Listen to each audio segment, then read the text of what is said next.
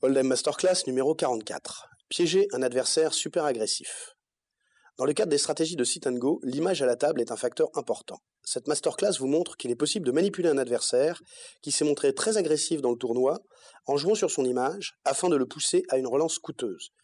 Les stratégies d'image reposent sur la manipulation de l'adversaire en l'amenant à réagir selon nos souhaits. Ce coup se déroule sur Internet en juillet 2007 dans le cadre d'un tournoi de sit and go à une table, soit 10 joueurs. Le buy-in est de $50, le niveau des blindes est de 50-100. Ce coup se situe à la 51e main du tournoi. Nous jouons dans la main de Tosetti, joueur confirmé pratiquant essentiellement des tournois de sit and go sur Internet. Nous recevons une paire de valets. Cette paire, la plus faible des grosses paires, est classée 4e sur 169. C'est une paire délicate à jouer, car plus d'une fois sur deux, elle fera face à une overcard au flop, c'est-à-dire soit un as, soit un roi, soit une dame.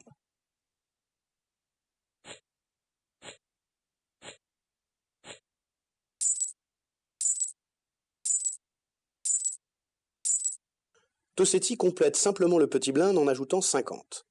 Will relance à 300. Tosetti surrelance à 900. Will surrelance une nouvelle fois à tapis. Tosetti suit en complétant avec le solde de son tapis. Tosetti complète la blinde à 50. Ce faisant, il donne un signe de faiblesse relative, puisqu'il ne relance pas, alors qu'il n'y a pas d'autres joueurs ayant ouvert avant lui. Ajoutons aussi que c'est la première main payée pré-flop par Tosetti depuis le début du tournoi. Will relance à 300. Cette relance est conforme à son image de joueur super agressif et peut se comprendre simplement comme une tactique classique de défense de son gros blind. Tosetti surrelance alors à 3 fois la relance de Will, soit 900. Cette surrelance signifie à Will qu'il est tombé dans un piège et que Tosetti possède un jeu solide. Malgré cela, et après un instant de réflexion, Will surrelance une nouvelle fois avec la totalité de son tapis.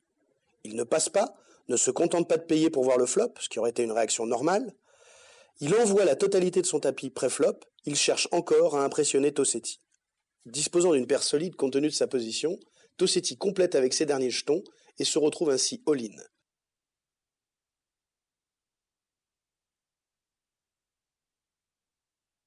Un des joueurs étant à tapis, les deux joueurs en tête-à-tête subissent donc le flop, la turn et la rivière. Will montre As-Roi dépareillé et Tosetti une paire de valets. Le flop affiche 5 de pique, 8 de cœur, 4 de trèfle. C'est un flop excellent pour Tosetti, car Will n'améliore pas sa main. La turn est le 2 de pique, qui n'apporte rien à personne, la river est la dame de carreau. Tosetti remporte le pot avec sa paire de valets devant Will, qui n'a pas amélioré sa main avec hauteur As. Le piège qui vous est présenté dans cette masterclass repose essentiellement sur les attributs d'image des deux joueurs.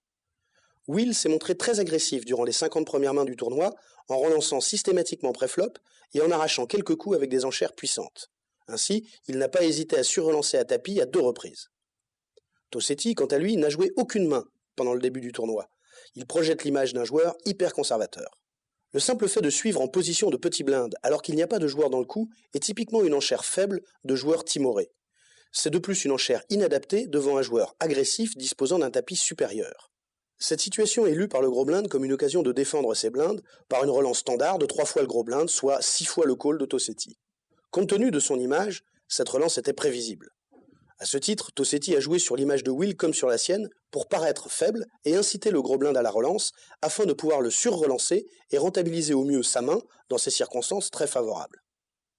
La surrelance de Tosetti à 3 fois la surrelance de Will indique un jeu puissant et donc la quasi-certitude pour Will qu'il a été attiré dans un piège. En relançant pour la 3e fois all-in avec son As-Roi, Will est emporté dans son élan. Quand Tosetti suit, il est cohérent avec sa tactique. Will commet une erreur en ne tirant pas les conclusions qui s'imposent.